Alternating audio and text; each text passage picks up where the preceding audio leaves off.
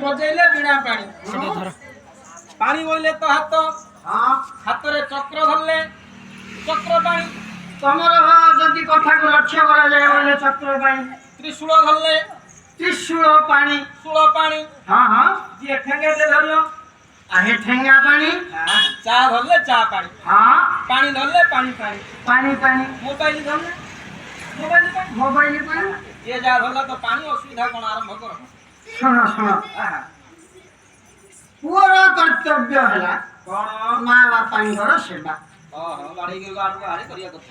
କଣ ବାଡ଼େଇକିରି ନାହିଁ ପିତା ମାତା ସୁକୃତରୁ ପୁତ୍ର ହୁଏ ସୁଖୀ ପୁତ୍ର ଯେବେ ସୁଖୀ ହୁଏ କୁଳ ଧର୍ମ ରଖି ପିତା ମାତାଙ୍କର କରୁଣା ଥିଲେ ଯା ସେ ପୁଅର ଦିଗ୍ବିଜୟମାନ ଉଡ଼ିବ ଯଦି ପୁଅ ଉପରେ ବାପା ମାଙ୍କର ଶାନ୍ତି ନାହିଁ ତାହେଲେ ସେ କେଡ଼େ ବଡ଼ ଲୋକ ହେଲେ ମଧ୍ୟ ତାର ମଙ୍ଗଳ ନାହିଁ ସର୍ବଦା ମଙ୍ଗଳ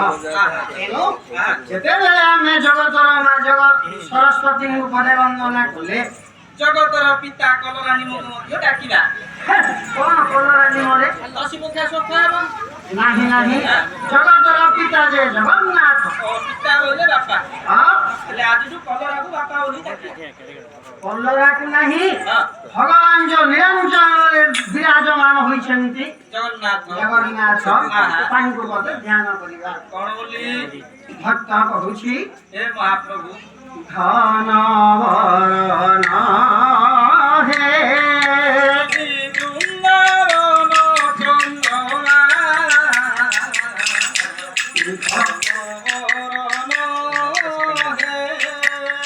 হরি সুবিচার যাহা দশ হরি সুবিচার যাহা নিজ গুণে কর ক্ষমা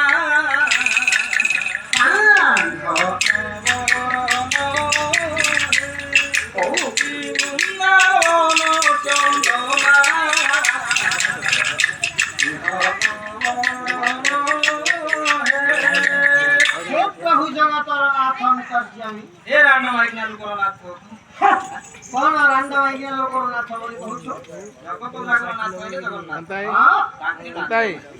ଆଉ କଣ ତାର ଅଣ୍ଡା ଥିବ ତାର ନାଥରେ ରଖି କି ଏମାତ୍ର ଆଉ କେନ୍ ବାକି ଦେଇ ବାଇ ଫଟେଇ କି ବାଟେ ନାହିଁ ହାଁ ମତ କହୁଛି କଣ ପ୍ରଭୁ ହାଁ କୋଟି କାମ ଧୀରା ମନ ତମର ମାଦସ ଧନେ କି ପାଇ କୋଟି କାମ ଧୀରା ମନ ତମର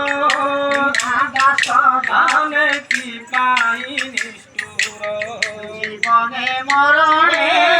শরণে সপনে জীবনে মরণে শরণে সপনে তুমি মোর সুখ সীমা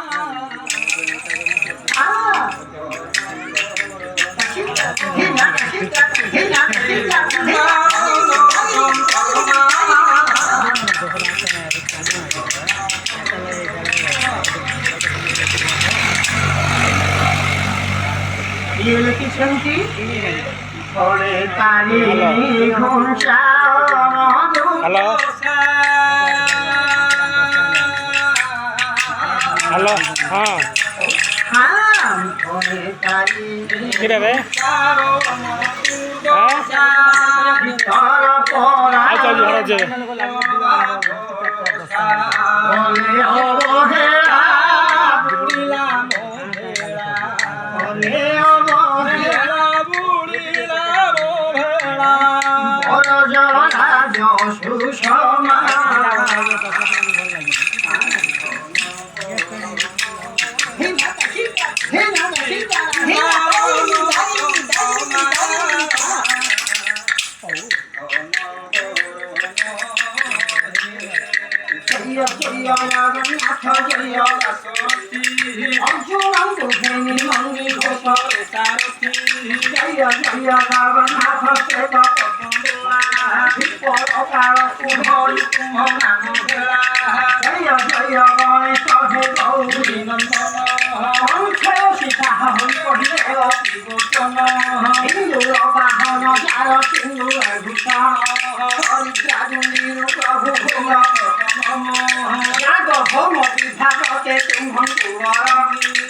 চিত্তরে মোহসারে পুরে প্রসন্ন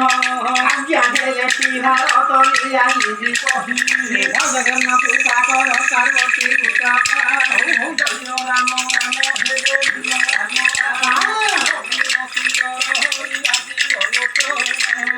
ছিল না ভাই এତିକି ବନ୍ଦନା କାର୍ଯ୍ୟକ୍ରମ ରଖିବା ଏଥର ଯାହା ପୁରାଣରୁ ଯାହା କିଛି କହିବା ଆଜି ବଡ଼ ସୌଭାଗ୍ୟର ଦିନ ଏ ଯୋଉ କଂସମାରୀ ଗ୍ରାମ କଳା ଦୁର୍ଗ ସ୍ୱର୍ଗତ ଦଣ୍ଡବାଣୀ ଗଲା ଏ ଗାୟକ ରତ୍ନ ଥିଲେ ସାରା ଓଡ଼ିଶା କାହିଁକି ଭାରତରେ ମଧ୍ୟ ତାଙ୍କ ସୁନାମ ଅର୍ଜନ ଥିଲା ଏ ଗାଁ ଯାକ ଦାସକାଠି ବୋଲିଲେ ମଧ୍ୟ ଅତ୍ୟୁକ୍ତି ହେବ ନାହିଁ ସେପରି ଦାସକାଠିର ଖଣି ଅଣ୍ଟା ଘର ବୋଲିଲେ ହବ ଏ ଯୋଉ ଗ୍ରାମରେ ଆମ୍ଭଙ୍କୁ ଆଜି ଗାଇବା ପାଇଁ ଏବଂ କହିବା ପାଇଁ ଭଗବାନ ଯୋଉ ଆମ୍ଭଙ୍କୁ ସୁଯୋଗ ଦେଇଛନ୍ତି ଆମେ ଜୀବନକୁ ଧନ୍ୟ ମନେ କରୁଛନ୍ତି ଯାହା ହେଉ ବନ୍ଦନା କାର୍ଯ୍ୟକ୍ରମରେ ପ୍ରଭୁଙ୍କୁ ଡାକିଲେ ପୁରାଣରୁ କିଛି କହିଲା ଆରେ ପୁରାଣ ବୋଇଲେ କଣ ଜାଣିଛୁ ପୁରାଣ ବୋଇଲେ ଆମେ ବୁଝିବୁନୁ ଯେ କଣ କହିଲୁ ପୁରାଣ ବୋଇଲେ ବଡ ଲୋକଙ୍କର କଥା ଗୁଡାକ ହେଲା ପୁରାଣ ବଡ ଲୋକଙ୍କର କଥା ପୁରାଣ ହେଲେ ବଡ ଲୋକ କାହାକୁ କହିଲା ଯୋଉଟାକୁ ଦୁଆର ବନ୍ଧରେ ପେଲି ଯାଉଥିବେ କୋଉଠି ପାଠ କରିବା ନା ଖାଇବା ଦଉନି ବର୍ତ୍ତମାନ ଭଳିଆ ଫୁଲିକି ଘରେ ଏଥିରେ କରିଦେବ ବଡ ଲୋକ ଚାରି ଗୁଣ ଥିଲେ ସେ ହେଲା ବଡ ଲୋକ ତରକାରୀ ଟିକେ ରୁଟି ଟିକେ କରିଦା ତାହେଲେ ଆମେ ବହି କରିଦା ଟିକେ ଧନବନ୍ତ ବଳବନ୍ତ